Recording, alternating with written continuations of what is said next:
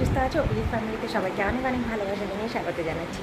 সকালবেলা উঠে আগে টুকটাক কাজগুলো সেরেছি, যেমন বাসিঘর ঝাড়ু দিয়ে নিয়েছি, ব্যালকনির গ্রিলগুলো মুছে নিয়েছি। আর তোমাদের সাথে আর ভিডিও করতে পারিনি, এই জন্য ঘুম থেকে উঠিয়ে দিচ্ছি। একদম পুরো ফোনটা রেড হয়ে আছে, মানে রাত্রিবেলা একটুখানি ফোনটা নিয়ে ঘেটেছি তো চার্জ ছিল না, সাথে সাথে চার্জে দিয়েছি, দিয়ে কাজগুলো কিছু সেরে নিয়েছি।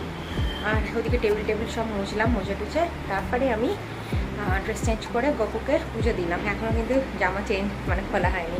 তো গপুকে আজকের খাবার বলতে কী বলো তো, বিস্কিট দিয়েছি। আজকে গপুর খাবার আনা হয়নি, মানে নেই, কাল থেকে যাবো। বিস্কুট দিয়েছি আর সব পুজো তো দেওয়া হয়ে গেল সব ঠাকুরে। তো প্রচণ্ড গরম লাগছে, ফ্যানটা চালিয়ে একটু বসেছি, হয়তো আওয়াজ আসতে পারে, একটু অ্যাডজাস্ট করবে। আর এখনও এই দিকের জানলা খোলা হয়নি, আর এই দিকটার জানলা এখনও খোলা হয়, মানে দরজাটা পর্দাটা সরাইনি এখনও, কারণ রোদ্দুরের পুরো ঝাঁজ আসলো। তো সেই জন্য আর আজকে কাজ বলতে সেরকম কিছু নেই।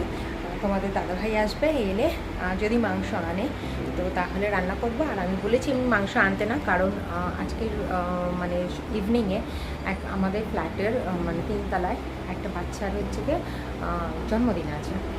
তো 5 বছরের জন্মদিন, তো সেখানে থেকে যাব। সেই জন্য এবেলা বলেছিলাম যে মাংসটা একটু আনতে হবে না, কিছু একটা টুকটাক করে খেয়ে নেওয়া হবে, মাছ হোক বা অন্য কিছু আদার্স কিছু হোক, তো খেয়ে নেওয়া হবে। জানি না আনবে কি না, তবু আমি আমার মতো যতটুকু পারবো রান্না করতে। রান্না ছাড়ার কোনো কাজই নেই আজকে সব দিন। শুধু মেয়ে ঘুম থেকে উঠলে, মেয়ে তো 10টা সাড়ে 10টার আগে এখন উঠবেই না। তো মেয়ে হচ্ছে যে ঘুম থেকে উঠলে মেয়ে ওই ঘরটা শুধু বিছানাটা তো ব্যাস, আর কোনো কাজই নেই আমার আজকে। তো সেই জন্য ভাবছি একটু শুয়ে বসে কাটিয়ে দিই। চলো যাই হোক, জানলা ফাল্লাগুলো এখন খুলি, ঘরে আলো বাতাস না এলে কোনো ভালো লাগে না। চলো আসছি ফিরে। তো ভাবলাম বসে থেকে লাভ নেই, আগে কাজটা সেরে নিয়ে তারপরে না হয় ভালো করে রেস্ট নেওয়া হবে, কারণ বিকেলে আবার ইনভাইট আছে, তো নেল পালিশও করতে হবে।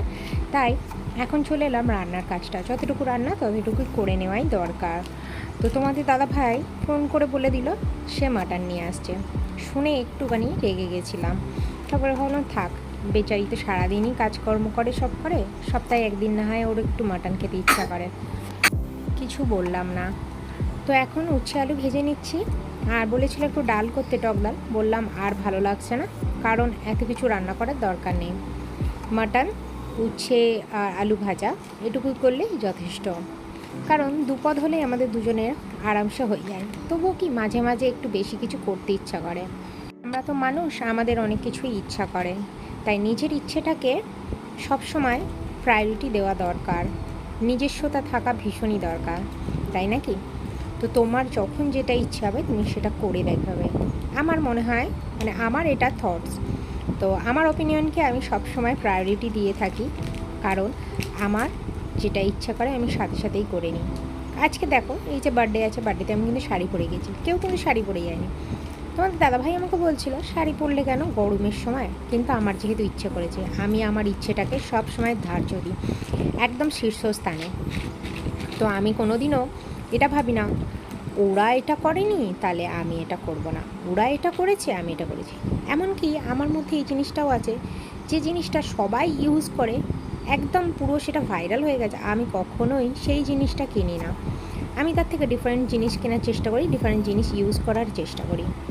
আমার কাছে প্রত্যেকটা জিনিস যেন থাকে ইউনিক। এ করেছে বলে আমাকে করতে হবে, ও পড়েছে বলে আমাকে পড়তে হবে, আমি কোনোদিনও সেটা করি না। নিজস্বতা বজায় রাখি।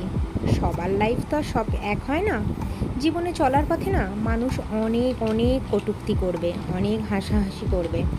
জীবনে চলার পথে তোমাকে হয়তো নামাবার পা ধরে টেনে নামাবার চেষ্টা করবে, বাট নিজেকে সবসময় শক্ত রাখতে হবে, এটাই মনে করতে হবে আমার ইচ্ছেটা আমার সেটা সম্পূর্ণ করতে হবে, যেটা আমার মনে হচ্ছে আমার জীবন আমি করে ছাড়বো।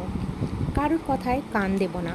কে আমার পিঠ পিছে হাসলো, কে আমার পিঠ পিছে দুটো কথা বলল, বা কেউ বলল তোকে ভীষণই বাজে লাগছে, বা তোর এই কাজটা খুবই বাজে, তোর রান্নাটা ভীষণ বাজে, কোনো কথা বলার দরকার নেই, একটা মুচকি হেসে দিয়ে চলে আসবে, দেখবে তারা তাদের জবাব পেয়ে যাবে।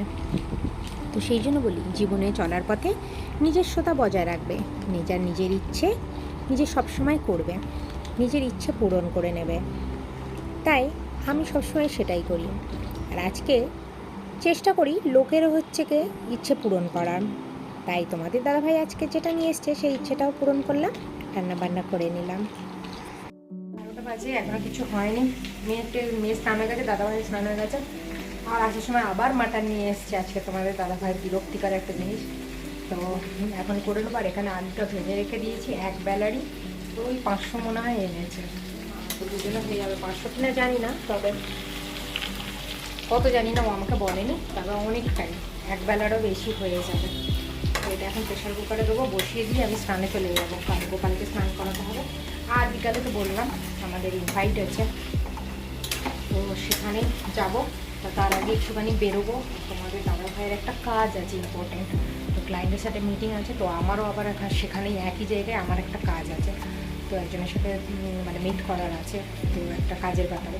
তো সেখানেও হচ্ছে যাবো, তো দেখা করে আসবো একই জায়গায় দুজনে। তো সেখানে যাবো একসাথেই দুজনে, তোমাদের দাদাভাই এবং বিকেলে, তারপরে এসে ইনভাইট হবে একই ফ্ল্যাটের মধ্যে, অসুবিধা নেই। আবার ফিরে আসছি। কিছু মধুর ভালোবাসা, কিছু হাসি, কিছু আশা, কিছু মধুর ভালোবাসা ছুঁয়ে যায় আজ মন, ভরে যায় জীবন, ছুঁয়ে যায় আজ মন। স্নান করে চলে এসেছি।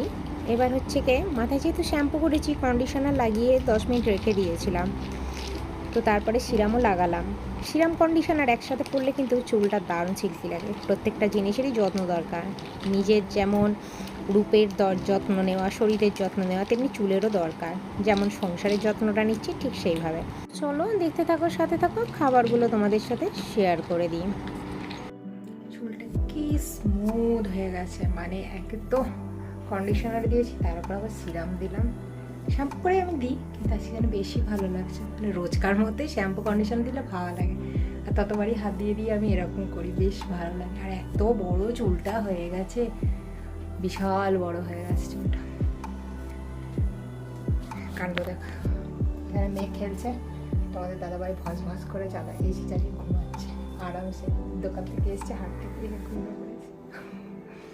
যে যার তাহলে সে যার থাকে। আর আমি এখন পুজো দিতে যাব, পুজো টুজো দিয়ে তারপরে ইয়ে করবো, খাবার বাড়বো। তো সিরাম মাখছিস টাকেতে?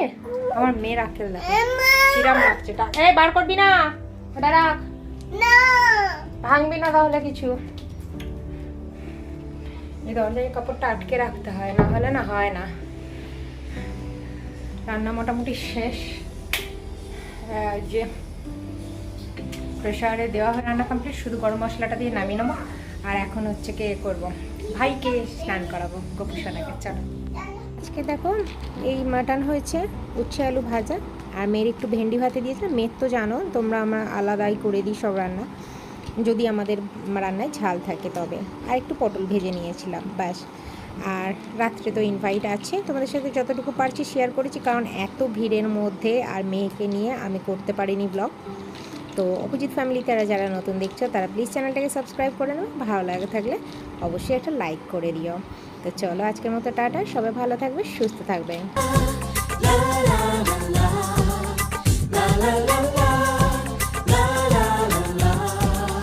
কিছু হাসি, কিছু আশা, কিছু মধুর ভালোবাসা, কিছু হাসি। তো ছাদে হয়েছিল ফাংশনটা, মানে অনুষ্ঠানটা। তো সেখানে হচ্ছে দেখো প্রচুর ভিড় ছিল, দাঁড়াবার একটুও জায়গা ছিল না। তো আমরা গেছি, 2 মিনিট দাঁড়িয়েছিলাম, ঠিক 2 থেকে 3 মিনিট দাঁড়িয়েছিলাম। তারপরে আমরা খেয়ে নিয়েছি, কারণ তখনই প্রায় 9:45 বাজে, যেহেতু ফ্ল্যাটে, সেহেতু 9:30টার সময় বেরিয়েছিলাম। তো 9:30টার সময় ওপরে উঠেছি, উঠে 9:45টার সময় আমরা করে নিয়েছি, খাওয়া দাওয়া করে নিয়ে চলে এসেছি। আর প্রচুর দেখো ভিড়, মানে বিরক্তি লাগছিল ওখানে। তো যাই হোক, খাওয়া দাওয়া করে চলে এসেছিলাম, সেরকম জানাশোনা, কারণ যার বার্থডে হয়েছে সে এখানে থাকে না, এটা তার জেঠুর বাড়িতেই বার্থডেটা হয়েছিল। তো চেনা পরিচিতর কিছু নেই। আর খাবারের মধ্যে ছিল এখানে ছোলার ডাল, লুচি ছিল, ডিমের ডেভিল ছিল, আর রাইস ছিল, চিকেন ছিল, মিষ্টি, চাটনি, পাঁপড়, আইসক্রিম, ব্যাস। আর মেয়েকে নিয়ে খেতে বসে যা হয়েছিল, ছাদে প্রচণ্ড হাওয়া দিচ্ছিল, তাই সব উড়ে উঠে যাচ্ছিলো। তো যতটুকু পেরেছি ক্যাপচার করতে পেরেছি। আর মেয়েকে কোলে নিয়ে ভীষণই খাওয়াটা তো চলো আজকের মতো টাটা, সবাই ভালো থেকো, সুস্থ থেকো।